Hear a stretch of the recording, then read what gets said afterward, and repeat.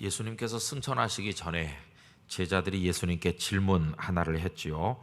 그 질문이 6절에 나오고 있습니다. 6절 보시면 주께서 이스라엘 나라를 회복하심이 이때니까, 이렇게 제자들이 예수님께 물었습니다. 근데 이 질문이 왜 잘못된 질문인가에 대해서 그동안에 몇 가지로 생각을 했는데, 그 유인물을 보시면요, 첫째, 그들은 이스라엘 나라를 회복하심에 관해서 예수님께 물어봤습니다. 그러나 여러분, 예수님의 관심은 이스라엘 나라를 회복하시는 데 있는 게 아니었습니다.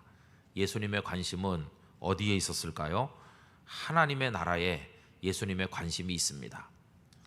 예수님께서 이 세상에 오신 목적은 유대인들로 이루어진 이스라엘 나라를 다시 회복시켜 주셔서 그 나라가 힘센 나라가 되고 강건한 나라가 돼서 예전에 다윗이 왕으로 있었을 때처럼 나라가 부강해서 주변 나라들을 아우르는 강대국이 되게 하시려고 세상에 오신 분이 아니십니다. 만약에 예수님께서 그런 목적으로 해서 오신 것이라면 십자가에 달리시는 것은 옳지 않습니다. 오히려 예수님께서 말을 타시고 칼을 빼들고 나를 따르라 이렇게 하면서 로마로 진격을 하시든지 하는 것이 훨씬 옳았을 것입니다. 그러나 예수님께서는 그런 방법을 선택하시는 것이 아니라 당신을 십자가에 매달리게 하셔서, 그래서 거기서 죽으셨습니다. 이 독특한, 세상 사람들은 이해할 수 없는 방법으로 건설하고자 하시는 나라는 이 땅에 있는 일시적인 나라가 아니라 영원한 생명의 나라, 하나님의 나라였습니다. 그러니까 제자들이 예수님을 몇 년 동안 따라다니고 예수님의 말씀을 많이 들었지만 좀 속된 말로 헛다리 짚는다 하는 식으로 지금 예수님께 얼토당토하는 질문을 한 것을 볼 수가 있습니다. 여러분, 이런 내용을 읽을 때마다 우리가 주님께 대해서 가지는 관심도 주님이 원하시는 관심과 얼마나 큰 괴리가 있을까, 이런 생각을 해볼 때가 많이 있습니다. 여러분, 그런 것을 교정하면서 내 마음의 관심사가 예수님께서 가지신 관심사에 근접하면 근접할수록 그것이 성숙한 그리스도인이 되는 그런 마음가짐이라고 생각을 합니다. 제가 가끔씩 그런 말씀을 드렸는데요, 우리는 땅끝 교회를 위해서 많이 기도합니다. 물론 기도를 해야 되겠죠. 그러나 땅끝 교회는 궁극의 목적은 아닙니다. 땅끝 교회는 하나님의 나라를 위해 존재하는 수단일 뿐임을 잊어서는 안 될 것입니다. 세상에 있는 모든 교회가 다 마찬가지입니다. 그래서 하나님의 나라 지상주의자가 돼야 되는데 우리들은 그만 교회 지상주의자가 됩니다. 그래서 교회가 마치 하나님의 나라인 것양 착각하면서 그저 교회를 세워나가는데 집중하는데, 그러면 이 교회가 하나님의 나라를 대신할 것처럼 깊은 착각에 빠지게 됩니다. 그 교회를 구성하는 목사도 그렇고 우리 장로님들도 그렇고 그 어떤 성도들도 이 교회라고 하는 주님이 세운 기관을 통해서 하나님의 나라를 섬기는데 그 목적이 있다는 사실을 결코 잊어서는 안 될 것입니다. 그래서 여러분, 우리 교회나 어느 교회나 50년, 100년 지켜온 전통이 있다고 할 때 그 전통이 소중해 보인다고 할지라도 주님께서 원하는 것이 아니라면 과감하게 버릴 수 있는 용기가 있어야 될 것입니다. 근데 많은 교회들이 이건 우리 교회의 독특한 전통이다 이렇게 말하면서 이제는 그것이 주님의 뜻에 부합하지 않는 시대가 왔음에도 불구하고 여전히 그것을 주장한다면 이거야말로 주님을 가슴 아프게 하는 일이 아닐 수 없을 것입니다. 그래서 목사인 저는 말할 것도 없고 여러 성도님들께서 영적인 분별력이 아주 예민해야 됩니다. 그래가지고 우리 교회가 지금 기도하는 내용, 우리 교회가 꿈꾸는 목표, 우리가 애써서 하려고 수고하는 그 모든 것들이 주님의 나라에 합당한 것인지, 주님께서 과연 원하시는 것인지 늘 이걸 생각을 해야 된다고 믿습니다. 그래서 옳지 않은 것은 다 버려야 될 것이고 주님이 원하는 그 주님의 나라, 하나님의 나라에 초점이 맞춰지도록 하는 것이, 그것이 중요하다 하는 것을 깨닫게 됩니다. 우리 땅끝 교회가 하나님의 나라 질서로 충만한 교회가 되기를 위해서 많은 기도를 해주시기를 바랍니다. 또 제자들이 질문한 것이 잘못된 것은요, 이스라엘 나라를 회복하심이 이때니까 이렇게 때에 관해서 질문했다고 그러지 않았습니까? 그랬더니 예수님께서 때와 시기는 너희의 권한에 두신 것이 아니라고 말씀했습니다. 제자들의 또 한 가지 착각은 이 때나 시기가 자기들의 소관인 것처럼 착각하는 겁니다. 여러분, 예를 들어서 어떤 사람이 주님, 제가요 이 세상에서 앞으로 몇 년을 더 살겠습니까? 이렇게 질문해 본다고 합시다. 가끔 보면 그런 체험을 한 분들이 있는 것 같아요. 전에도 종종 몇 차례 말씀드렸습니다마는 제가 고등학생쯤 됐을 때 들은 얘기인데, 저희 모교회 부흥에 오신 목사님께서 지금도 잊히지 않는 이야기를 하셨어요. 제가 몇 차례 말씀드려서 아마 기억나는 분도 계실 겁니다. 아버지는 워낙 일찍 돌아가셔서 유복자 비슷하게 태어나신 분이신데, 그 어머니가 이 목사님 하나를 가르치기 위해서 혼신의 힘을 다하셨어요. 근데 그 어머니는 시댁에 들어가기 전부터 처녀부터 그리스도인이었고, 믿지 않는 가정의 어른들의 결정에 따라 시집을 가다 보니까 말할 수 없는 핍박을 많이 받았습니다.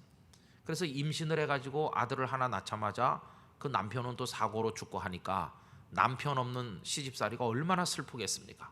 그래서 남편도 없는 시댁살이를 하면서 그 아들 하나를 키우면서 많은 고통을 받았는데, 이제는 시부모님에게 부모님, 이젠 제가 남편도 없고 누굴 의지하면서 살겠습니까? 이제 저는 다시 처녀 때 믿던 주님을 믿어야 되겠고, 아무리 시댁 전통이 엄격하다 할지라도 나는 교회 가지 않으면 못 살겠습니다. 이래가지고 이제 아기 들쳐업고 교회를 드나들었는데, 그때부터 이 양반 내놓으라 하는 집안임을 자처하는 그 시부모께서 이 며느리를 얼마나 핍박을 하는지, 참 옛날에 무지막지할 때가 있었던 것 같아요. 남편도 없이 젊은 여자가 불쌍하다, 우리 며느리 불쌍해. 그럼 뭐 무슨 대책을 세워주지 못할 망정 교회도 못 가게 광에다 가두고 두들겨 패기도 하고 그랬다고 그래요. 결국 우여곡절을 많이 겪은 끝에 그 아들 하나 데리고 이제 시댁에서 나왔다고 합니다. 그러면서 이분이 여전도사님이 되셨어요. 그래갖고 이제 아들을 키우셨는데 기도 많이 하고 하나님과 영적으로 교통하는 분이었어요. 이제 어느 정도 커서 이만큼 자란 그 아들에게 너는 이제 신학문을 더 배우기 위해서 일본으로 건너가라. 그런데 이 애미가 가진 게 너무 없으니까 너는 방학 때마다 왔다 갔다 할 수가 없고 모든 걸 끝날 때까지는 절대로 오지 말아라. 그 교통비도 너무나 아깝다. 이래가지고 이제 아들을 일본에 보냈다는 겁니다. 그래서 이분이 이제 일본에 가서 공부를 하고 또 신학을 공부하고 이렇게 지나는데, 다 끝날 때까지 오지 말라던 어머니께서 긴급 전보를 쳐가지고 빨리 오라고 하더라는 것입니다. 그래가지고 이제 일본에서 그 어머니 계신 곳으로 갔죠. 몇 년 만에 집에 돌아왔는데 어머니가 안 계시더라는 것입니다. 그래서 그 주변 사람들에게 우리 어머니 어디 가셨느냐고 이렇게 하니까 어느 마을에 교회에 집회 인도하러 가셨다. 그 어머님이 기도 많이 하시고 말씀의 능력이 계셨던 것 같습니다. 이래서 어머니 부흥회 하신다는 교회로 찾아가니까 오전에 성도들이 많이 모여가지고 이제 말씀을 듣고 어머니께서 말씀을 전하고, 그리고 이제 그 오전 말씀 집회가 끝나고 그 교회 사택에 이제 어머니가 들어오셨는데, 그래갖고 어머니 저 왔습니다 이렇게 하니까 이제 들어오라고 하더라는 겁니다. 그러면서 그 교회 목사님 내외도 오시라고 그러고 그 교회 교인들도 몇 사람 들어오라고 하고, 방에 들어가니까 이 어머니가 말이죠, 오늘이 내가 세상 떠난 날이다 그렇게 말씀하더라는 겁니다. 얼마나 사람들이 놀랬겠습니까? 근데 이 이야기의 결론은 뭐냐 하면, 그날 오전까지 말씀을 전한 그 어머니께서 그날 오후에 세상을 떠나셨다는 겁니다. 그러면서 어머니 이게 무슨 얘기입니까 도대체 하니까, 내가 벌써 오래전에 죽을 병에 걸렸었는데 하나님 앞에 이 어린 아들 하나 있는 거, 내가 잘하는 거 보고 목사 될 수 있는 공부를 좀 뒷바라지하고 그때 가면 안 되겠느냐고 눈물로 히스기야처럼 하나님 앞에 부르짖었더니, 하나님께서 내가 내게 히스기야의 생명을 연장해 준 것만큼 연장해 주겠다 이렇게 응답을 주셔서 오늘이 15년째 되는 그날이라고 하더라는 것입니다. 결국 이 어머니는 여러 성도들이 지켜보는 가운데 하나님 앞에 가는데 얼굴이 막 빛이 나고 밝아지면서 영이 열려가지고 천국을 본다고 하시면서 너는 그 천국이 안 보이느냐고, 그 교회 교인들 보고 여러분들은 천국이 안 보이십니까? 예수님께서 지금 천국 문 앞에 나오셔서 날 기다리고 있습니다. 그런 소리 하더라는 거예요. 그러면서 그 아들을 손을 꼭 잡고 예수님, 내 마지막 소원인데 우리 아들로 하여금 천국을 보게 해주세요. 하나님의 나라가 얼마나 아름다운지를 보고 목사 되게 축복해달라고 기도하더라는 겁니다. 근데 그 목사님이 그때 눈이 열리면서 하나님의 나라가 얼마나 아름다운지를 어머니 임종하는 그 시간에 보게 됐다는 것이, 이분이 어머니 소원대로 목사님이 되셔서 목회를 하시다가 제가 고등학생 때 저희 모교에 오셔서 부흥회를 인도하면서 당신 어머님 말씀을 하는 가운데 그 이야기를 하셨어요. 그러니까 지금 세월이 몇십 년 지났는데도요, 그때 하도 그 얘기를 인상 깊게 들어가지고 지금도 그 얘기가 제 머릿속에서 잊혀지질 않습니다. 그래서 제가 그때 무슨 생각을 했느냐면, 야, 기도를 많이 하면 내가 어느 날 가는지도 알기도 하는구나, 하나님께서 그렇게도 가르쳐 주시는 수도 있는가 보다, 이런 생각을 하기도 했어요. 여러분, 하나 여쭤보고 싶습니다. 기도 많이 해서 그날이 언제인지 알고 싶으십니까? 아니, 솔직히 말씀해 보세요. 기도 많이 해서 알고 살고 싶으세요? 모르고 살고 싶으세요? 어떤 게 좋을까요? 잘 모르시겠죠? 알고 사는 게 유리할까요? 모르고 사는 게 행복할까요? 모르는 게 약이다, 그런 말이 아니었습니까? 알고 사는 것도 좋을 것 같기도 하지만은 참 그것도 참 힘들 것 같기도 해요. 언제나 깨어 준비되면 모르고 살다가 가도 천국에 갈 수 있을 줄로 믿습니다. 참 어려운 문제죠. 자, 그 얘기는 이제 여담으로 하는 거고요. 근데 만약에 우리가 주님, 저 언제까지 이 땅에 살지 알려주세요. 그랬더니 주님께서 너 앞으로 10년 더 산다, 이렇게 알려주셨다고 칩시다. 때와 시기가 언제냐고 제자들이 지금 물어보니까 예수님께서 때가 10년 후다, 이렇게 알려주셨다고 칩시다. 그러면 10년 후라는 거 알았으면, 내가 세상 떠날 날이 10년 후다, 뭐 20년 후다, 이 세상에 중요한 일이 일어나는 게 언제다는 거 알았으면 뭘 할 수 있습니까? 알았다 할지라도. 너 앞으로 10년 후에 내게 온다고 주님이 알려줬다 할지라도 우리가 할 수 있는 게 뭐가 있을까요? 그 시간을 왜 그렇게 오래 두십니까? 나는 이 괴로운 세상에 오래 있고 싶지 않아요. 그러면서 주님, 내년으로 앞당겨 주세요. 뭐 내가 앞당길 수 있습니까? 앞당길 수 없습니다. 아니면 겨우 10년밖에 못 삽니까? 앞으로 50년은 살고 싶은데요. 그러면서 우리 힘으로 40년을 뒤로 미룰 수가 있나요? 없습니다. 때와 시기를 알 수도 없거니와 안다고 해도 아무것도 우리 힘으로 상황을 바꿀 수 있는 게 없습니다. 이스라엘 나라를 회복하심이 이때니까. 그런데 이때면 어떻고 아니면 어떻습니까? 설령 이때라 한들 그들이 할 수 있는 게 뭐가 있겠어요? 그 이스라엘 나라에서 그 이스라엘 백성들, 그 유대인들, 바리새인들, 서기관들, 그 당시 유대인들로 이루어질 그 나라를 뭐 자기들 힘으로 하나님의 나라로 만들 수 있는 것도 아니고, 또 이스라엘 나라가 앞으로 50년 후에 이루어진다 한들 그걸 바로 앞으로 당길 수 있는 것도 아니고, 이 때와 시기는 알 수도 없거니와 알아봤자 그 시간을 어떻게 조절할 수도 없고 밀 수도 당길 수도 없는 겁니다. 이미 그 모든 것은 하나님의 계획 안에 있는 것이지 우리의 방법으로 조절할 수 있는 문제가 아니라는 것이, 마치 시간을 빨리 가게 할 수도 없고 천천히 가게 할 수도 없는 것과 마찬가지입니다. 그래서 주님은 때와 시기는 너희가 알 바가 아니라고 그랬어요. 너희의 권한에 있는 게 아니라고 말씀하셨어요. 그러니까 여러분, 제자들이 예수님께 이스라엘 나라에 관해서 질문한 것도 잘못 질문한 것이고 때에 관해서 질문한 것 또한 온당치 않은 질문이었다 하는 것을 볼 수 있어요. 그리고 이 질문 속에 들어있는 이제 오늘 생각하려고 하는 것은요, 이 질문이 왜 잘못됐는지 또 한 가지를 이제 우리가 생각하려고 하는데, 그들이 도대체 왜 이스라엘 나라 회복에 관심이 있겠느냐 하는 그 질문을 하는 동기에 관해서 좀 생각을 해보려고 합니다. 여러분, 이분들이 예수님께 이스라엘 나라가 회복되는 거에 관해 물어보는 의도가 도대체 뭘까요? 그걸 왜 물어보는 것일까요? 우리는 평소에 이 제자들이 예수님께 했던 말이나 가지고 있었던 마음을 통해서 이런 질문을 하는 의도를 알 수가 있습니다. 그 나누어 드린 유인물에 보시면 2번에 1번, 왜 이스라엘 나라의 회복에 대해 물었는가, 거기 성경 구절을 몇 군데 써드렸죠. 마태복음 20장 20절과 21절 우리 다 같이 한번 읽어보도록 하겠습니다. 그때에 세베대의 아들의 어머니가 그 아들들을 데리고 예수께 와서 절하며 무엇을 구하니, 예수께서 이르시되 무엇을 원하느냐, 이르되 나의 이 두 아들을 주의 나라에서 하나는 주의 우편에 하나는 주의 좌편에 앉게 명하소서. 여러분, 치맛바람은 그때도 있었던 것 같습니다. 그래가지고 세베대의 아내가 두 아들을 데리고 와가지고 이제 얘기하는 거예요. 그 두 아들이 누굽니까? 예수님의 제자 중에 세베대의 두 아들이 누굽니까? 야고보와 요한이거든요. 그러니까 야고보와 요한의 어머니께서 예수님께 나온 겁니다.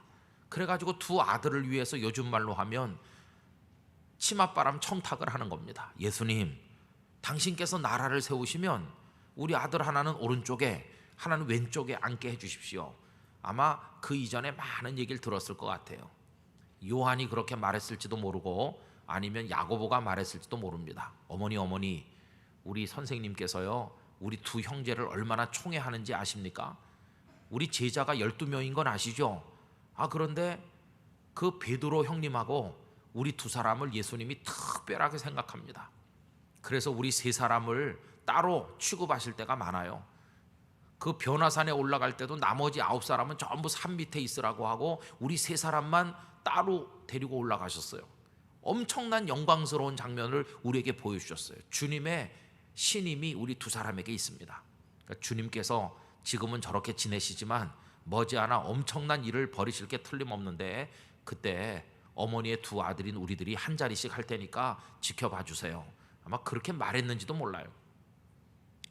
갑자기 그 어머니가 와서 이런 말을 할 리는 없거든요. 사전에 뭔가 아들들하고 대화가 많이 있었고 그런 기대를 어머니도 가졌고 아들들도 가졌던 게 틀림없습니다. 어머니가 와서 그런 말을 해주기를 이 아들들이 원했는지는 잘 모르겠어요. 어머니 가만히 계셔도 저절로 될 걸 왜 어머니가 와가지고 꼭 그렇게 하십니까? 이렇게 원하지 않았을지도 모르죠. 어쨌든 간 그 어머니가 와서 지금 예수님 앞에 그런 얘기를 하는 겁니다. 그럼 여러분, 이 제자들의 마음이나 그 어머니의 마음속에 있는 생각이 뭡니까? 예수님이 뭔가를 하시면 출세한다고 생각하는 겁니다. 우리 두 아들이 한 자리씩 한다. 그러면 그 얘기를 나머지 제자들이 다 듣고 있는 거 아닙니까? 그럼 그 제자들의 마음은 어떨까요? 그 밑에 24절, 10 제자가 듣고 그 두 형제에 대하여 어떤 마음 가졌습니까? 분이 여겼다는 거예요. 그러니까 이 나머지 10명의 제자들도 똑같은 기대를 하고 있었다는 증거입니다. 아니, 저 녀석들이 우리가 할 말을 먼저 해? 선수쳐? 이러면서 마음이 12명이 똑같은 거예요. 12명. 지금 이 말씀을 할 대목은 언제냐 하면요, 예수님께서 사역을 거의 끝내시고 지금 예루살렘으로 올라가시는 대목이거든요. 지금 마태복음 20장 아닙니까? 예수님께서 나귀를 타고 예루살렘에 입성하실 때 호산나 다윗의 자손이여라고 열광하면서 영접한 이야기가 그 바로 다음에 나옵니다. 그러니까 지금 예수님이 예루살렘 쪽으로 가시고 여러 가지 정황을 짐작해 볼 때 예수님께서 이번에 예루살렘에 가시면 이 세상을 뒤집어 뭔가 엄청난 일을 하실 게 틀림없어. 지금 기대감이 막 무르익을 때입니다. 그러니까 기회를 놓칠세라 그 어머니는 와서 두 아들을 위해 부탁을 했고 나머지 제자들은 선수를 놓쳤다고 생각하면서 다 분이 여기는 겁니다. 여러분, 예수님은 십자가에 달려 죽으러 올라가시는 길인데 제자들은 속도 모르고 예루살렘에 올라가서 한 자리씩 할 걸 기대하고 있으니 이렇게 서로 마음이 다른 데를 향하고 있을 수가 있겠습니까? 주님께서 그 제자들의 철없는 어린아이 같은 마음을 보시면서 얼마나 섭섭하셨을까, 그런 생각이 들죠. 이게 제자들의 마음인 것이. 그런데 예루살렘에 막상 갔더니 예수님께서 왕이 되신 게 아니라 붙들려 가셨고 오히려 고난을 당하시다가 십자가에 죽으셨을 때 그들의 기대가 하루아침에 와르르 무너진 것이죠. 헛수고였어, 헛수고. 한 자리 할 줄 알았더니 이게 무슨 꼴이냐. 그 예수님은 엄청난 분인 줄 알았더니 아니 저렇게 맥없이 끌려가서 십자가에 죽으시고 우린 지금 이제 어떻게 되는 건가. 겁에 질리고 불안하고 완전한 절망에 빠져서 있었던 분들이 바로 제자들 아닙니까? 그런데 그 정말 고통스러운 시간이 지나고 나서 사흘째 되던 날 그분이 부활하셨다고 하니까 이 제자들이 얼마나 기고만장했겠어요. 오히려 그 며칠 전보다 예루살렘으로 올라가던 그때보다 제자들의 기가 지금 더 살았겠죠. 죽었다가도 살아나시는 분이라면 이제는 뭐 틀림없는 거 아닙니까?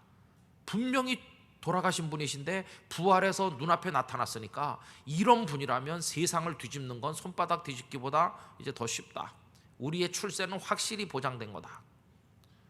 이런 마음으로 지금 감람산에 앉아가지고 예수님께 물어보는 겁니다. 이스라엘 나라를 회복하심이 이때니까. 코앞에 다가왔다. 우리가 기다리던 순간이. 또 그 밑에 성경 말씀 누가복음 22장 24절 말씀 보면요, 거기 읽어보실까요? 또 그들 사이에 그중 누가 크냐 하는 다툼이 난지라. 여러분 이 말씀은 누가복음 22장인데 이거는 최후의 만찬 고무렵이거든요. 지금 주님이 십자가 달릴 시간이 코앞에 왔어요. 코앞에. 겟세마네 동산에서 붙들려서 고난받으시고 이제 죽으실 시간이 코앞에 왔는데도 제자들은 뭘 가지고 다툽니까? 누가 크냐? 그때까지도 제자들은 누가 더 높은 자리에 앉고 누가 큰지 그거 지금 얘기하는 겁니다. 이분들이 오늘 예수님을 처음 만난 거라면 예수님이 누군지 몰라서 그렇다고 할 수 있지만 누구보다도 예수님 측근 중에 측근이고 예수님 말씀 많이 들었고 그런데도 지금 주님의 마음하고 너무 다르잖아요. 이게 평상시 그분들의 마음이에요. 평상시 그랬던 분들이세요. 그랬던 제자들인데 예수님께서 부활까지 했으니까 이젠 진짜 때가 무르익을 때도 무르익었다. 그러니까 물어보는 겁니다. 이스라엘 나라를 우리를 한 자리씩 앉혀줄 그 나라를 회복하실 때가 바로 이때죠. 주님 때가 다 됐죠. 이렇게 물어보는 겁니다. 여러분 그들이 지금 이 질문을 잘못하고 있는 또 한 가지가 여기 드러나지 않습니까? 주님은 우리가 어떤 사람이 되길 원하시는가? 이 질문을 한다고 할 때 그들은 잘못 짓고 있는 겁니다. 주님은 우리를 한 자리씩 앉혀서 성공하고 출세하는 사람이 되게 하시려고 한다는 게 그들의 착각인 것이. 그럼 정답은 뭡니까?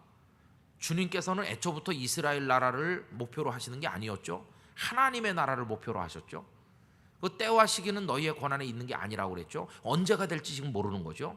그리고 이제 오늘 세 번째 얘기를 하는 건데 이스라엘 나라에서 한 자리씩 뭐 장관을 하든 뭘 하든 한 자리씩 하게 하는 그런 사람이 되게 하려는 게 예수님의 부르신 목적이 아니고 주님이 그들에게 원하시는 그들이 어떤 사람이 되길 원하시는지 하는 대답이 뭡니까? 그 1장 8절 끝에 있는 땅 끝까지 이르러 뭐가 되라고 하시죠? 증인. 너희는 증인이 되리라. 이렇게 하시는 말씀 속에 그 대답이 들어있어요. 나는 너희들을 불렀고 너희들을 내 사람을 만들었는데 내가 너희들에게 원하는 어떤 사람이 되어야 한다고 내가 너희들에게 원하는 바가 있는데 그게 바로 다른 게 아니라 증인이라는 것입니다. 너희들을 증인 되게 하려고 불렀다.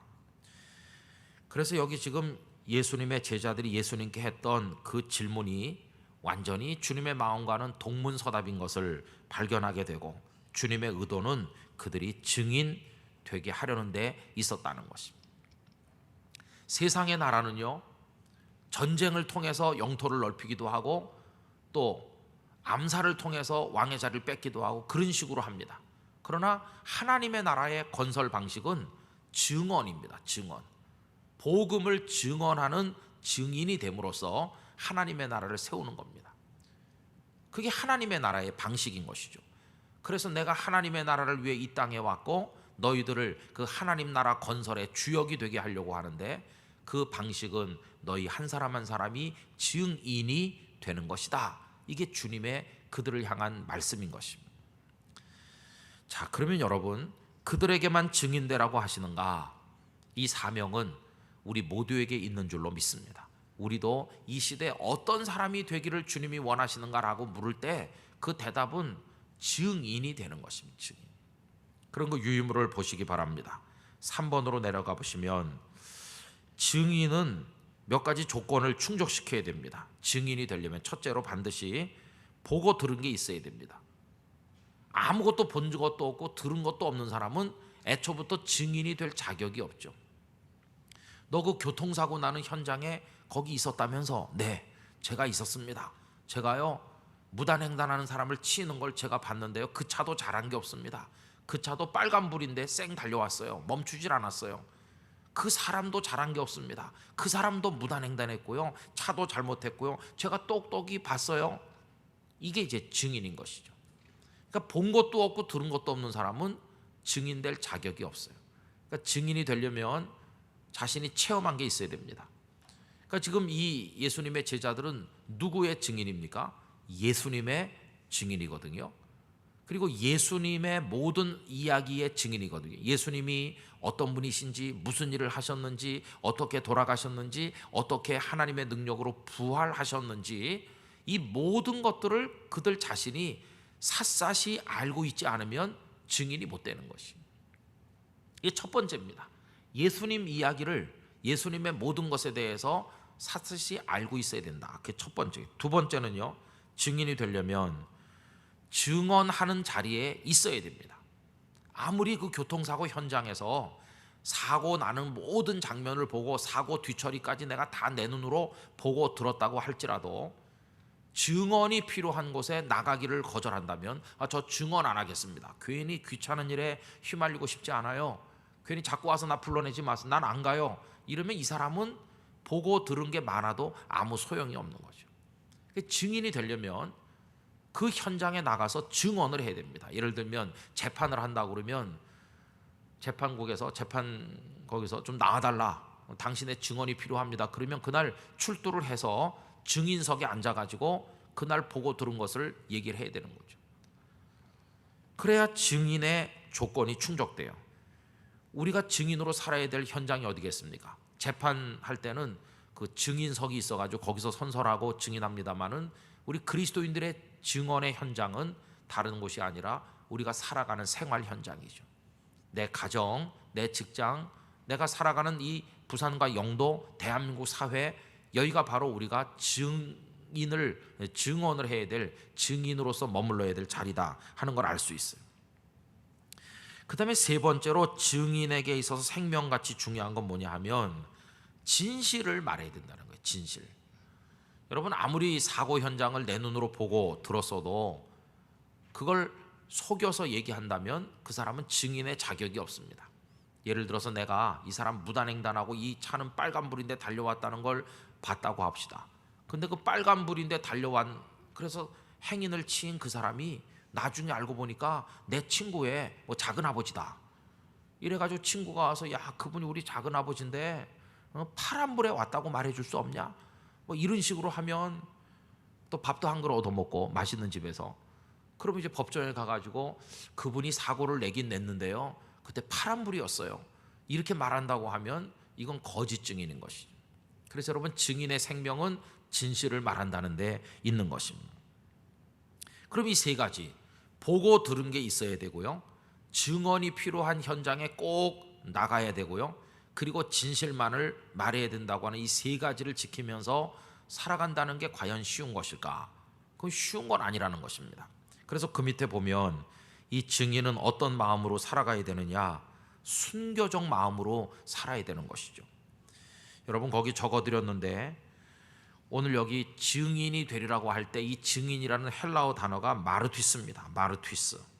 이 마르튀스라는 헬라어 단어에서 영어 단어가 하나 나왔는데요, 그게 마터라고 하는 단어인데, 영어에서 마터는 무슨 뜻입니까? 순교자라는 뜻입니다. 영어에서 순교자를 마터라고 그래요. 근데 그 원래 단어가 증인이란 단어에서 나왔어요. 그러니까 참 이게 기가 막힌 거죠. 올바른 증인이 되면 순교자가 될 수도 있다고 하는 걸 보여주는 것이, 증인으로서 충실하려면 순교적 각오가 있지 않으면 안 된다는 것을 얘기하는 거예요. 그래서 여러분, 영화 같은 거 보시면 증인을 보호하는 프로그램이 있습니다. 저도 옛날에 미국 영화 그런 거 본 적이 있는데, 오락 영화인데 무슨 살인 사건에 어린 아이가 그 사건 현장을 목도한 증인이, 근데 그 아주 나쁜 조직에서 완전 범죄를 하려고 했는데 어린 애가 그걸 봤거든요. 근데 그 애가 어디로 갔는지 사라졌어요. FBI 같은 데서 이제 그 아이를 갖다가 이제 지키려고 하는 겁니다. 그래가지고 꼭 필요할 때 이 아이에게 증언을 시키려고 하는데, 그 갱단에서는 이 아이를 죽이려고 추적하죠. 베테랑 형사가 이 아이의 24시간을 지키면서 이 아이가 갱들에게 당하지 않도록 지켜나가는 그런 오락 영화를 본 적이 있습니다. 우리나라도 증인 보호법이 있는 줄로 압니다. 불리한 증언을 하고 조직 폭력배 같은 데 당하면 안 되잖아요.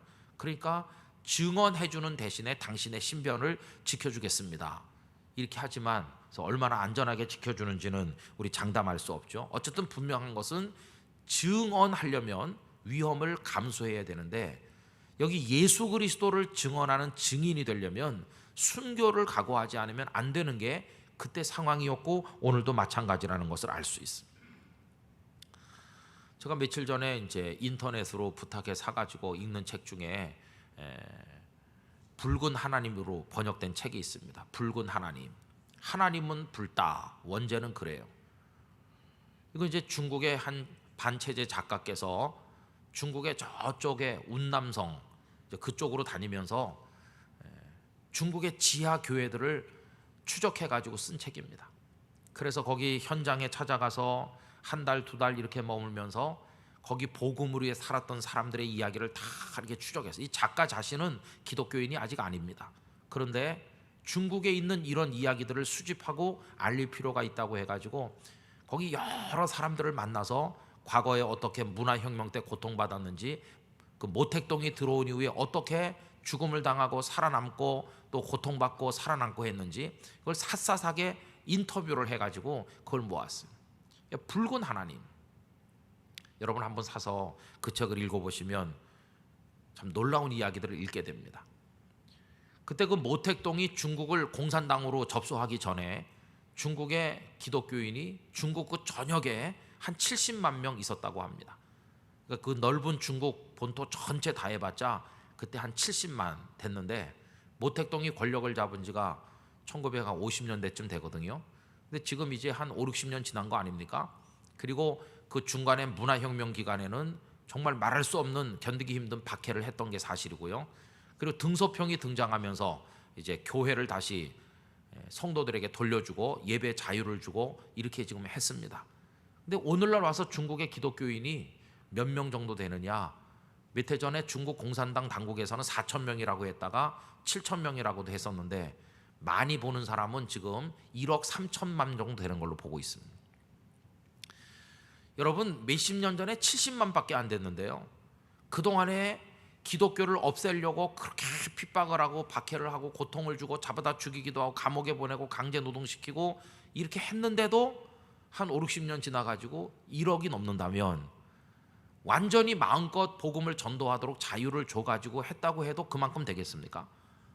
아마 100% 신앙의 자유가 지나간 5, 60년 동안에 중국 사회에 있었다고 해도 1억이 넘는 기독교인이 되기는 힘들었을 것 같아요. 그렇죠? 오히려 교회가 타락하고 부패돼가지고 완전히 형편없어졌을 가능성도 많이 있어요. 근데 그 극심한 고통을 통과하면서 오늘날 와서 오히려 중국 기독교는 폭발적으로 부흥하고 있는 것이, 참 하나님께서 하시는 일은 알 수가 없어요. 근데 그 책을 읽으면서 가슴이 저미는 그런 감동과 아픔을 동시에 느끼는데요, 거기 왕즈밍이라고 하는 목사님은 모택동 세력이 들어왔을 때 그때 이제 순교하신 분인데, 복음을 이야기하지 말라고 그랬는데 이야기했다고, 기도하지 말라는데 기도했다는 죄로 끌려가서 혀를 뽑히고 사지를 난도질 당해서 죽음을 당하시고, 웨스터민스터 영국의 그 교회 안에 이 왕즈밍 그 목사님의 순교를 기념하기 위해 가지고 거기 상을 만들어서 그분의 모습을 세워놓고 기리고 있다는 얘기가 거기 나오는 걸 봤습니다. 여러분, 많은 분들이 예수 그리스도를 증언하기 위해서 순교자가 되신 것이죠. 그렇죠? 지금 예수님께서 제자들에게 원하시는 것은 내가 나라를 세워서 한 자리씩 앉혀주겠다고 하는 게 아니라 너희들은 증인이 돼야 된다는 바로 그거였습니다. 그럼 여러분, 증인이 하는 게 뭡니까? 여기 우리 증인은 우리식으로 생각하는 법정 증인은 그때 파란 불일 때 왔습니까? 빨간 불일 때 그 차가 왔습니까? 뭐 빨간 불일 때요, 파란 불일 때요. 이렇게 그 현장 얘기만 해주는 정도로 끝이고 있습니다만 이 성경이 말씀하는 증인은 그 이상입니다. 사람들이 전혀 못 본 것을 직접 본 것처럼 느끼도록 만들어줄 책임이 증인에게 있는 거죠. 그럼 여러분, 제자들에게 증인이 될 거라고 말씀하시기 전에 그 말씀을 하시는 예수님 자신부터가 증인이었다는 걸 여러분 아십니까? 예수님 자신부터가 증인이셨습니다.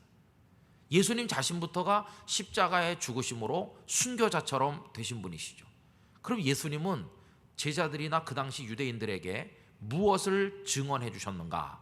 예수님께서는 하늘에 계셔서 사람들에게 보이지 않으시는 하나님 아버지를 그들이 본 것처럼 알도록 증언해 주셨다는 걸 알 수 있어요. 그래서 예수님 뭐라고 말씀했습니까? 아버지를 보여달라고 하는 제자의 말에 뭐라고 대답하셨죠? 나를 본 자는 곧 아버지를 보았느니라. 예수님은 하늘의 하나님 아버지를 사람들에게 완벽하게 보여주신 분이세요. 이게 예수님의 증언입니다. 예수님께서는 나를 보면 아버지를 봤다고 할 정도로 아버지를 그들에게 보여주신 분이세요. 그러니까 예수님의 증언은 성공적이었다고 할 수 있습니다. 하나님 아버지의 사랑을 내가 너희들에게 보여주겠다. 하나님 아버지의 사랑이 얼마나 큰 사랑인지 너희들이 아느냐? 내가 행하는 일을 보면 하나님의 사랑을 너희는 알 수 있을 것이다. 그런 마음으로 나 환자들을 어루만져 주시고 희망 없는 세리들을 찾아가 주시고 세상에서 죄인 취급하는 사람들을 우리 주님은 품어 안아 주신 것이죠. 그 품에 안기고 그 손에 어루만짐 받고 그 말씀을 통해 위로를 받고 그 소망을 발견했던 그때 그 불쌍한 사람들은 예수님의 말씀과 그 품을 통해서 하늘의 하나님을 보는 것입니다. 그 예수님의 증언인 것이죠. 예수님 당신 자신께서 성공적인 증언 활동을 하셨다고 볼 수 있습니다. 그래서 예수님은 그걸 위해서 생명을 걸으신 분이시죠. 그거 하시다가 십자가에 달려 죽으신 거 아닙니까? 빌라도가 예수님께 물어봅니다. 네가 유대인의 왕이냐? 이렇게 할 때 아니라고 그러면 예수님 죽지 않아도 됩니다. 그러나 예수님은 그 모든 걸 시인하셨어요. 그래서 십자가에 달리신 겁니다. 주님은 우리보다 먼저 가신 증인이셨다, 이렇게 이야기할 수가 있어요. 그러면서 바로 그 당신이 보여준 그 증인의 삶을 제자들이 따라오면서 살기를 원하시는 것입니다. 그러면 예수님께서는 하늘의 하나님을 세상에 보여주는 증언을 하셨다면 여기 이 제자들은 뭘 보여주는 증언을 하면 되겠습니까? 그 제자들은 자신들과 함께 잡수시고 주무시고 길을 가시고 말씀하시고 병든 자를 일으키시고 죄를 짊어지고 십자가를 지시고 부활하신 그 예수 그리스도를 세상에 보여주는 증언을 할 사명을 그들이 받은 것이죠. 그럼 결국 이 이야기는 무슨 얘기로 귀결되느냐 하면 오늘 저와 여러분들이 이 세상에 살면서 주님을 세상 사람들이 본 것처럼 알 수 있도록 보여주는 증인인가, 이걸 생각해 봐야 된다는 것이. 여러분, 이 말씀을 준비하고 또 정리하면서 참 마음의 부담이 몹시도 컸습니다. 왜 그러냐 하면 주님께서 목사인 나에게도 증인이라고 하신다. 그러면 내가 이 땅끝 교회 목사로 살고 이 세상에 한평생 살면서 예수님을 사람들이 본 것처럼 알도록 내가 보여줘야 되는데, 그런 증언을 해야 되는데, 우리 땅끝 교회 교인들은 목사인 나를 통해서 예수님을 봤을까? 이게 도무지 자신 없는 거죠. 땅끝 교회 성도들이 목사인 저를 통해서 예수님의 사랑을 요만큼이라도 알았을까? 전혀 모른다면은 저는 100% 실패한 증인이죠. 넌 나를 보여주라고 그랬는데 뭘 보여줬냐 도대체? 네가 보고 경험한 나를 성도들에게 보여주라고 그랬더니 넌 도대체 뭘 보여준 거냐? 할 말이 없죠. 여러분, 오늘 우리들의 문제는 바로 여기 있다고도 생각이 됩니다. 많은 목회자들이 성도들의 영혼의 망막에다가 예수님의 모습이 보여지도록 증언해야 되는데 자기를 보여주려고 하는 사람이 많잖아요. 목사 자신을 선전하는 사람 없을까요? 그러니까 이게 지금 잘못된 것이죠. 그 교회 가서 뭘 보고 왔냐? 아, 그 교회 가서 예배당 멋지더라. 그 목사님 머리숱 많더라. 약간 웃기십니까? 좀 이상하십니까? 그런 거 무슨 얘기냐면 겉으로 보이는 거. 그 교회는 뭐 주차장도 크더라. 뭐 장로님들도 다 잘생긴 것 같더라. 뭐 찬양대 끝내주더라. 뭐 그런 거만 보고 가면 그 교회가 세상에 대해서 했던 증언은 실패하는 겁니다. 그 예배당이 판잣집이라고 할지라도 거기 왔다 간 사람이 나 오늘 그 교회에서 예수님을 만났습니다. 그럼 그 교회가 세상을 향해서 증언 공동체로서 성공한 겁니다. 예수님을 보여주니까요. 세상에 예수님을 보여주는 증언이 이루어지는 교회가 그게 진짜 교회인 것이죠. 여러분들이 얼마나 부끄러운지 말할 수 없어요. 그럼 우리 왜 예수님을 제대로 보여주지 못하나 세상에? 이유는 뭐 여러 가지 있겠죠. 예수님보다 날 보여주고 싶어하는 삐뚤어진 교만이 많이 작용할 때도 있는 것이고요.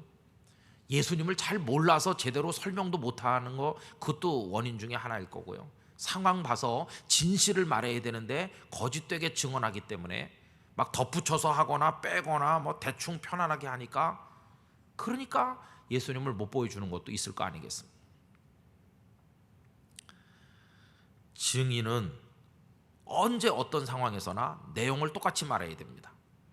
좋은 상황에서도 내가 본 걸 똑같이, 위험한 상황에서도 내가 본 걸 똑같이, 높은 사람이 물어봐도 똑같이, 내가 볼 때 우스워 보이는 사람이 물어봐도 똑같이, 낮에 물어봐도 똑같이, 밤에 물어봐도 똑같이, 내가 본 그 모든 것을 정확하게 언제나 똑같이 말해줄 수 있어야 되는데 우리 그걸 잘 못할 때가 많이 있지 않습니까?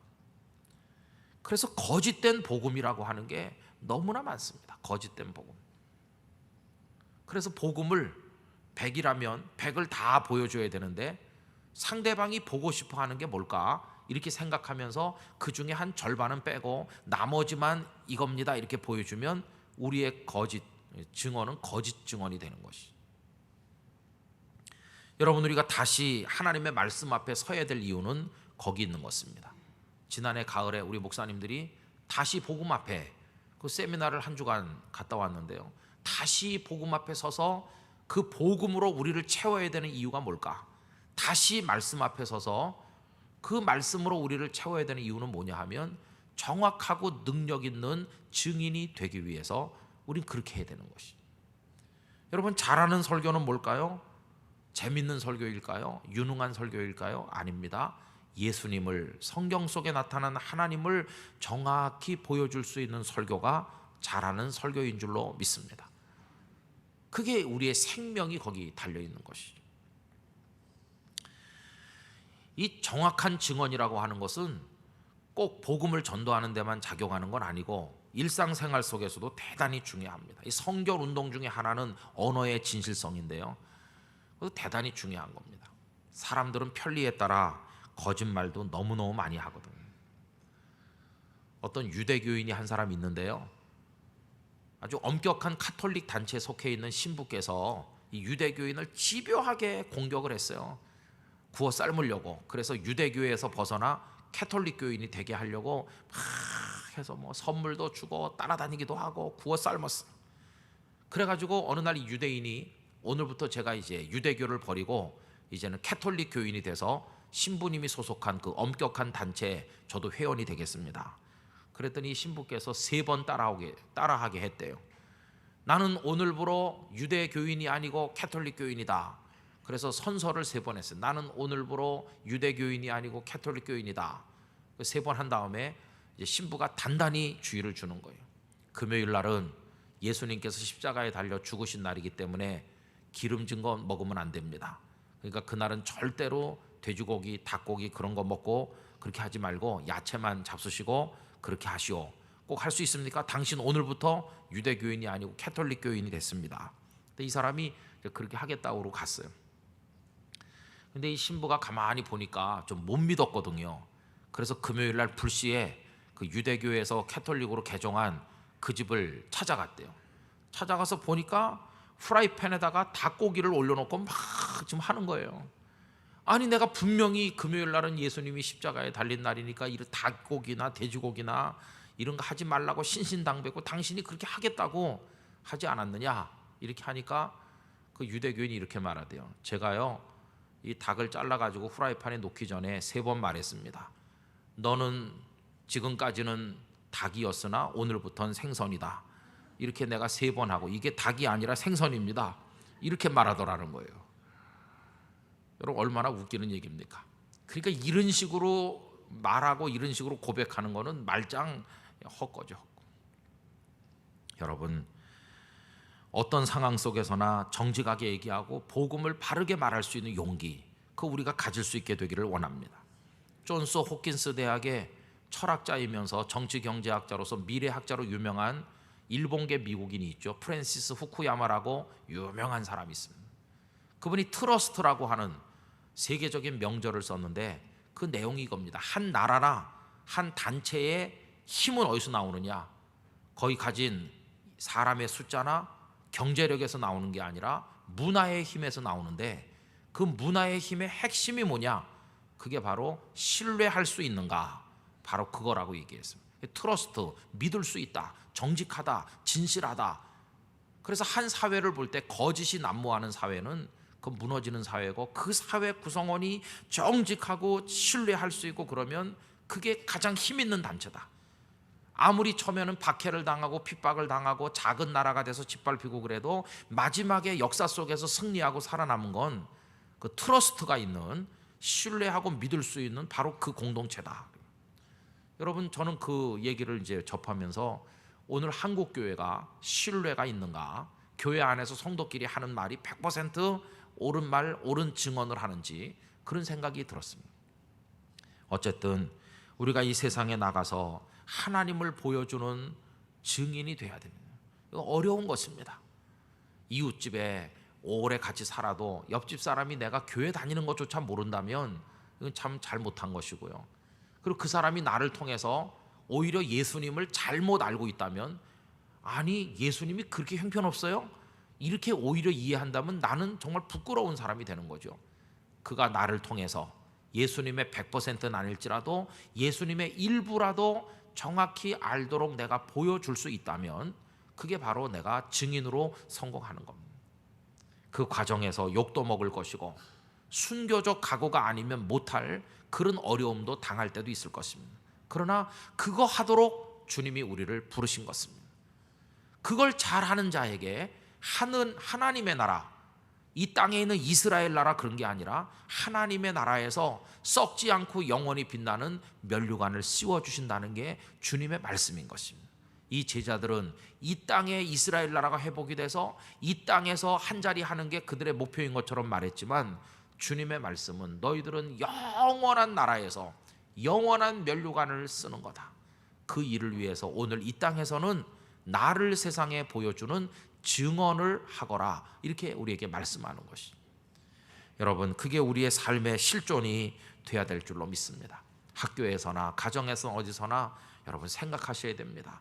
사람들이 날 보고 있어. 근데 날 보는 게 아니라 나를 통해서 예수님을 볼 수 있도록 해야 될 텐데 이런 기도를 하면서 살아가신다면 함부로 말하거나 함부로 행동할 수는 없을 것입니다. 우리들은 예수님을 세상에 보여주는 그런 거울이기도 하고 포스터기도 하고 편지기도 하고 그래서 우리를 통해 사람들이 예수님을 볼 수 있도록 하는 사명이 있음을 인식하면서 우리 땅끝교회 성도들의 발걸음이 닿는 곳마다 많은 사람들이 여러분을 통해 주님을 만나는 은혜가 있게 되기를 진심으로 기원합니다.